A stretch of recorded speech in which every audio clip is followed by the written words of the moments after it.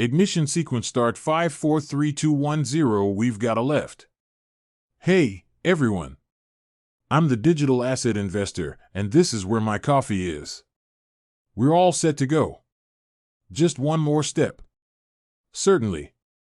This is interesting, but maybe it doesn't mean much.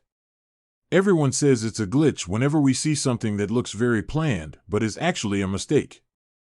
Well, according to the U.S. debt clock, $1 is now worth $0 per barrel of oil, $0 per ounce of gold, and $0 per ounce of silver. Then, from Gold Telegraph, we have this: East Africa is trying to come up with a single currency. West Africa is trying to come up with a single currency. Argentina and Brazil are working on a currency that they will both use. BRICS is trying to come up with a single currency. Central banks are buying gold at a faster rate than ever before, and if we can smell a change in the air after 50 years, it's because the CEO has a really cool new glint hat. I'd like one of those hats, and it looks like Digital Perspectives said he's going to need one of those hats. That's Jason Cousins, the CEO of Glint. And since we're talking about Glint, I'll remind you that this is the website of one of my sponsors. You can get the app from Glint, where you can also buy gold in the app and get a debit MasterCard that you can use. You can go get margaritas and get cheesed up like I did. Okay. All of this is happening because of what they are doing with our money, people. We're even thinking about this because of this. By the way, the link to that is at the top of the description. It's the Greg Crypto XRP Wake Up line of faith. I like each one of these. Wake up one line of faith wedge falling. That's some triple lingo. Chart speak. Okay, the falling wedge aims for $1.20 to $1.50. The wake up line and line of faith is $5.50 to $6.30, and the line of faith is $5.50 to $6.30. So I'm looking for the wake up line and the line of faith. These goals will be reached much faster than any of us can imagine.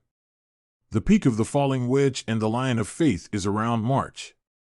Now that's the second time I've seen one of these chart guys point to March.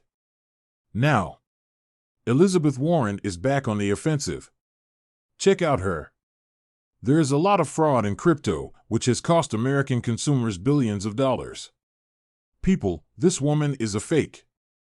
She is not who she says she is, and we can prove it. I've told you everything about her. The videos of her getting off Lear's jets while she talks about how the rest of us need to drive little cars or whatever. There is a lot of fraud in crypto, which costs American consumers billions. We need strong oversight and consumer protections, and only crooks and cheats should be afraid of that. Well, that's not true because Gary Gensler, her friend, is suing Ripple, and Brad Garlinghouse and Chris Larsen have never been accused of fraud. They don't worry about them because they cheat or something like that.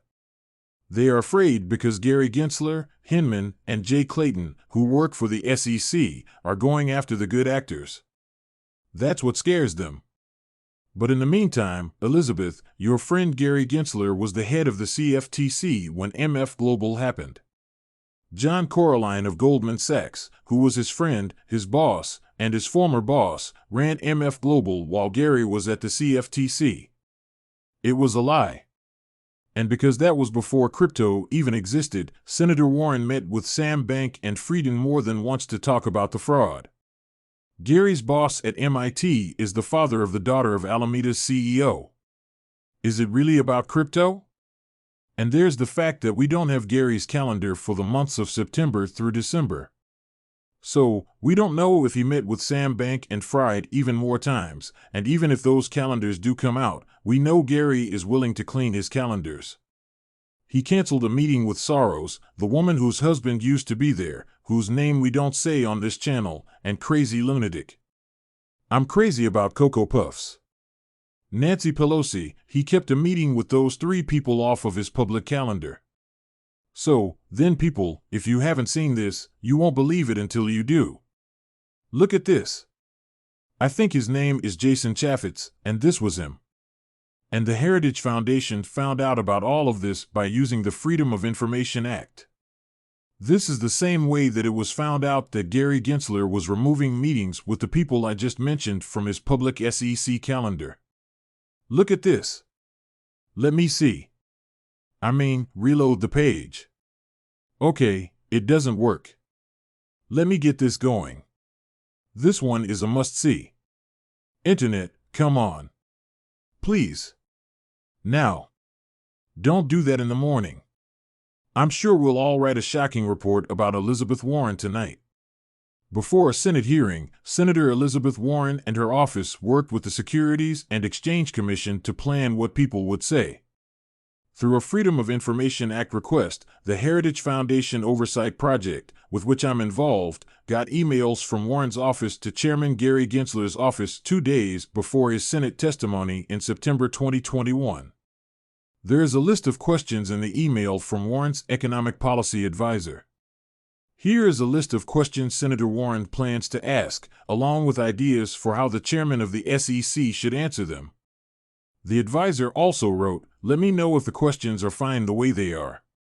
2 days later, she sent a follow-up email that said, "Let me know if it looks like the chair has a problem with how the questions are framed."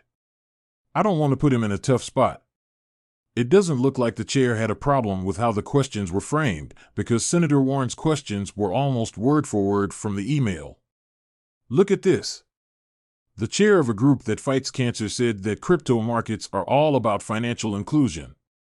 But when the market drops, the people who are most financially vulnerable are the ones who are most likely to need to get their money out the fastest. Does this sound like the old way of helping people get money? Now, my first problem is this. I don't care who Senator Elizabeth Warren is friends with. Congress's job is to keep an eye on the SEC and make sure they do what they are supposed to do for the American people. She is telling him what to do on the tests. Okay, so she's helping him cheat. There is no other word for this but pure.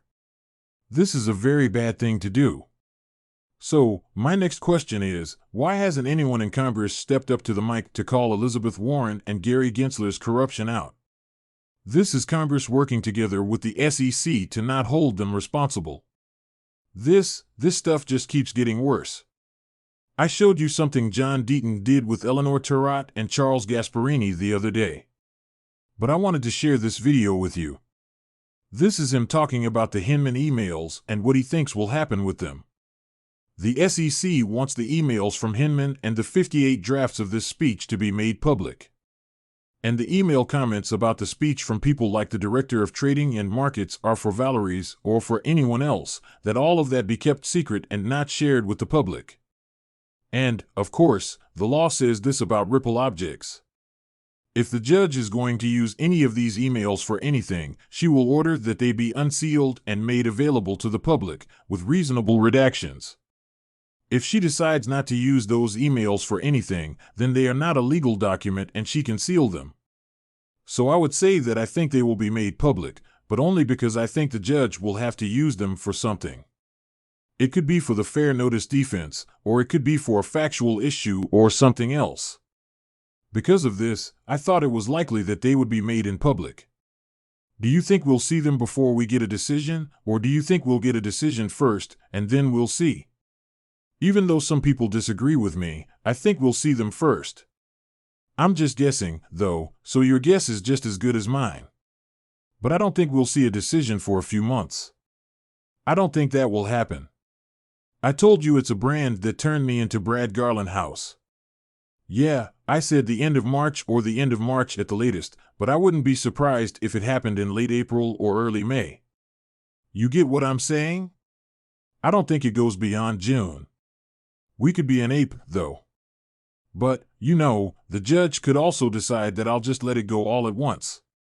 Because releasing the emails could cause a lot of trouble, she wants everything to be dumped on the public at the same time. She might do that. But what he's really saying is that he thinks we'll see him in my emails and then we'll get a verdict. So, I'm going to stick to what I say. He is, of course, the lawyer. I'm not just upset about what they did, but also how they fought these emails. We probably never see them. Now, If Gary Gensler and the SEC can convince this judge to seal them, we will never be able to see them. Yeah, then we're going to get a judgment. If Ripple can use that thing as those emails as leverage, and Gary finally realizes that they're going to have to be shown unredacted, then I say we reach a settlement. That's what I mean when I say that. Okay. Ripple's is starting the year off on a good note by announcing that longtime general manager Monica Long is now president. Read more about her appointment. Then she tweeted, "Over half of my professional career has been in crypto, and more importantly, at Ripple, I'm incredibly honored and ready to get started as president. Brad and Chris, thank you for giving me the chance of a lifetime." Then both Brad and Chris added their thoughts. I could say a lot about how important Monica Long has been to the growth of Ripple so far.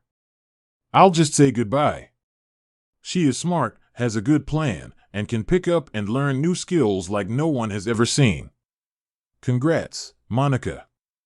Then Chris Larson says, "I've had the pleasure of working with Monica at 3 different companies, and her leadership has had a huge impact on the company almost from the first day. Congratulations." So, congrats to Monica, who is now the leader of Ripple. I am the investor in digital assets. I don't give advice on how to invest. This is just for your entertainment. Please hit the like button and sign up. Tell your family and friends that Monica is now El Presidente de Ripple. Thanks for hearing me out.